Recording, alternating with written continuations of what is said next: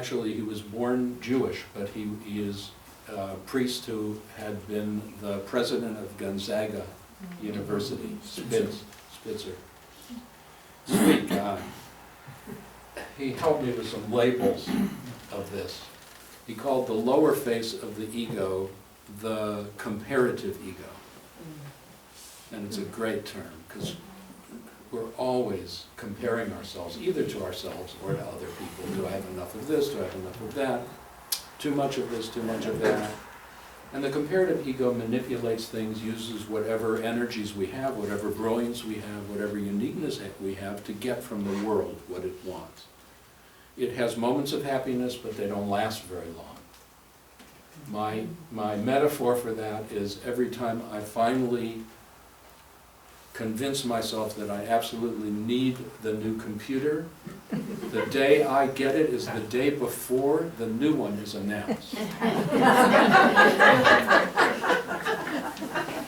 I don't know how I planned it that way, but you could just feel that. You know what that's really. Okay, the upper face of the ego is called the contributive ego. And the contributive ego essentially uses the same skills, the same uniqueness, the same talents as the comparative ego, but it uses them in the service of how can I make things better. So the contributive ego is always asking at whatever level, how can I make things better here? Whether it's here, or whether it's at home, or whether it's at work, or wherever it is, how can I make things better? It's a different question. And the kind of happiness that comes from making it better is a way different kind of happiness than comes from getting the comparative ego fed. So the lower face of ego is actually looking at the conditioned world. The upper face of ego is looking to heart space. Now heart space in this model is an identity. But the most exclusive identity is at the bottom. The most inclusive is at the top, which is the way it is. Spirituality is a movement toward inclusivity. The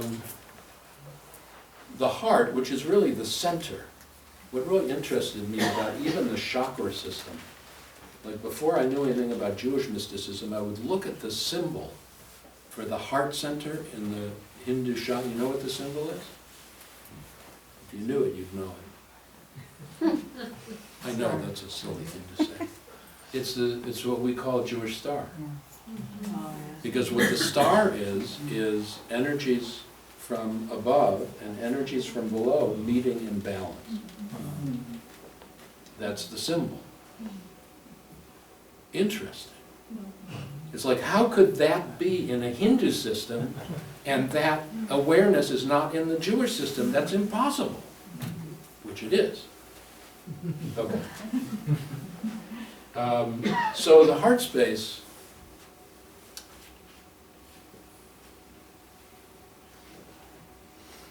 this is so natural that all of you know this. You know, those moments when another person or an animal or a tree cracks through the comparison, cracks through the boundaries. It's what Martin Buber called the I-thou, which is just, it's not a trivialization. It got taken into an ego realm, and it's too bad. What Buber said was the I-thou changes you. It changes you. It's like the little fox, or it's like the fox in The Little Prince. If I let you tame me, then you will be different for me than all the other little boys, and I will be different for you than all the other foxes, and that's accurate. Like to open with another person may not mean, you know, we're life partners and we're always going to do this together, but it means that something has occurred which has a deep mutuality that changes us. I'm convinced it nourishes us. I'm convinced it humanizes us. I'm convinced it makes us fit to live together instead of fit to kill each other. Because right now, mostly we're fit to kill each other. We are so caught in the compelling urge to polarization, which is the food of the ego. Who's right and who's wrong. So the heart space opens at those unexpected, wonderful moments of a kind of here-ness and a kind of now-ness that can never be totally described in words. In fact, words is kind of how we lose that. If you think about relationships, as far as I can tell, we spend most of our energy in a relationship. Like, let's say it's a love relationship, whatever the gender of the people are. We spend most of the energy prior to marriage. Like if I go back and look at my appointment books, you know, what do my appointment books show about the amount of time I'm doing what? And then we might move in together, we might, however it is, we make it so that it's somehow institutionalized, and gradually our energy starts going back where it was before. And we are, not by actual conscious choice, but just by the rhythm of the world, we're now spending less energy together. And the longer we're together, we tend to have that, well, that's interesting. When I was studying Gestalt therapy, one of the things I was taught, if somebody wants to know what's most important in my life, look at your appointment book. Mm-hmm. Oh. Yeah.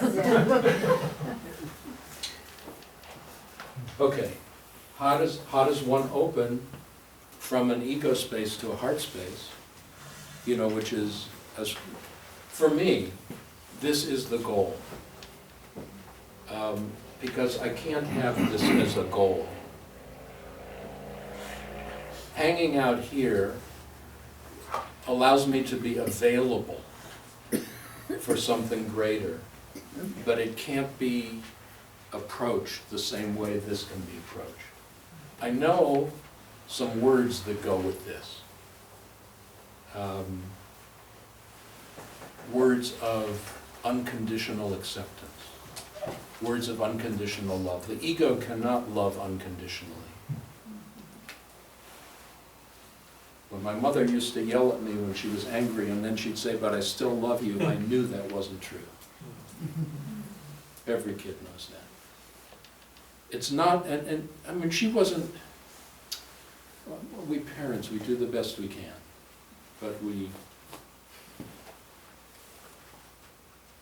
my son, who is now 36, when he was an infant, brought me, toddler, brought me this thing with real big bolts and big screwdrivers, and he brought it to me and he said, "Daddy, screw me up." No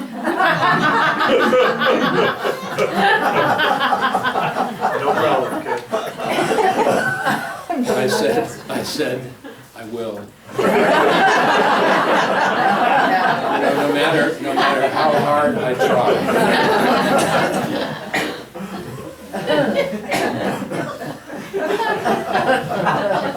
I don't know why he doesn't laugh when he hears me talk.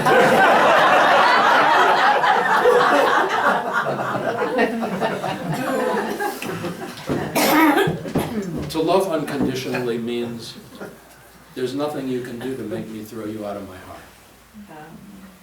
It's a kind of freedom. I don't love you because of anything you're doing. I don't love you because of anything you are or anything you are not.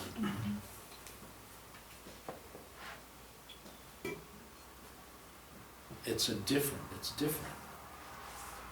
I may love you and not want to be with you. Do you know? Because it's a fascinating thing. The only way we can really merge closely to each other is through love, but also the only way we can really let go of each other is with love. Anger always binds us. Resentment always binds us. Guilt always binds us. You can't get out of it that way. It is most interesting. You know, for those of us who've been through lives with different relationships, to get that I've got to love as much to let go as I loved to get together.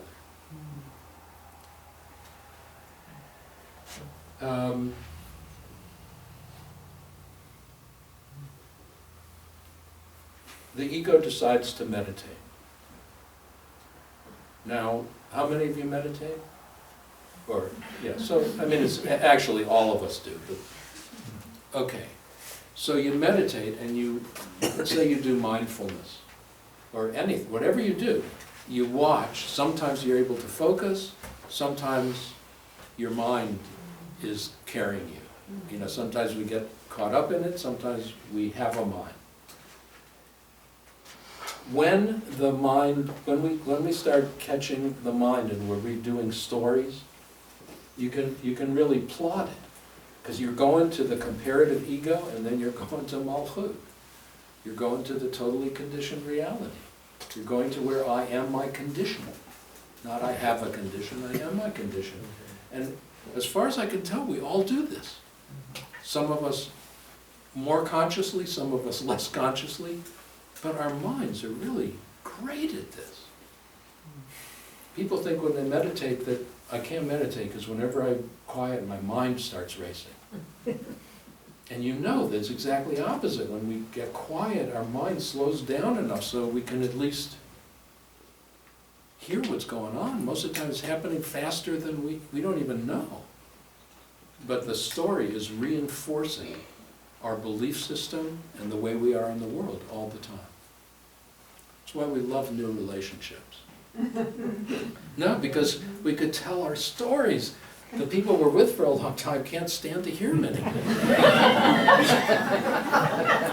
And really, we love our stories.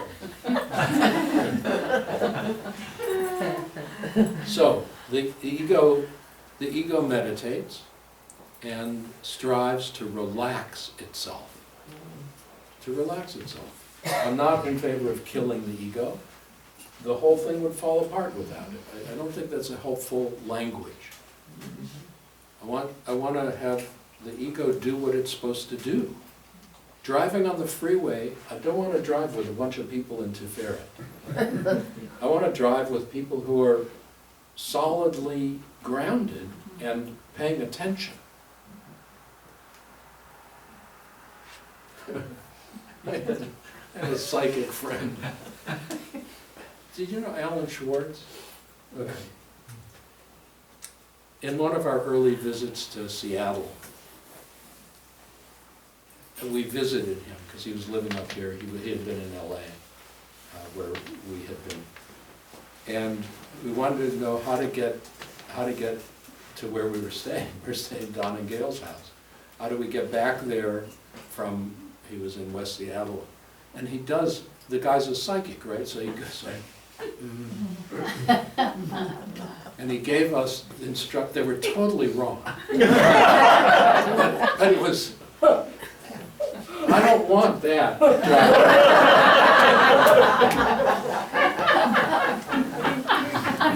I want that in my life, because without that in my life, there's a kind of emptiness. There's a kind of lack of belonging. I don't know any other way to get it. I used to try, but I'm sure there are still times I do it, to try to get it from the outer world.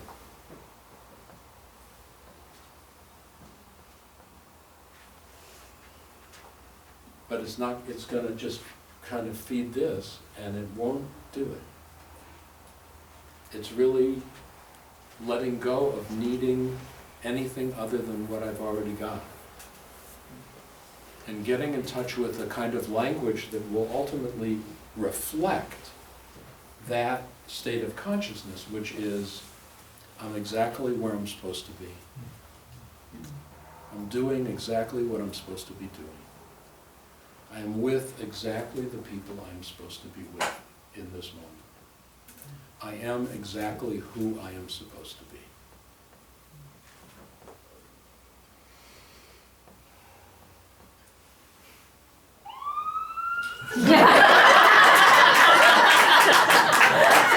Bingo! We worked that out. It was a little late, but. Okay, so at any rate, what I'm interested in my work and in my teaching, utilizing the tree, is, okay, how do I utilize this as a spiritual path? And how do I use this as a path of creation? Because you know that consciousness is the strongest force there is in the universe. So how do I go take a path of consciousness and manifest it in the world? So this is about spiritualizing the material world and materializing the spiritual world. You know, and it is it's a movement. It's not, you don't stay at any one place. It's a journey. So I hope this made some kind of sense. And I would appreciate questions. Okay. Just like that's it. You just flew through that and you just... We have just a few minutes for questions. What I'd like to do, if it's okay, is, because there's a time, it's almost 7:30, so I'd like to first just thank Rabbi Ted for the presentation and allow that to close, and anybody that wishes to stay for questions and answer, that we can do that, but I also want the opportunity for people that need to leave to be able to do that with some grace. And We will take down your names, however. So it is with heartfelt gratitude, and my heart is wide open, and I just am so thankful. So if we could just give, however you wish, to send appreciation.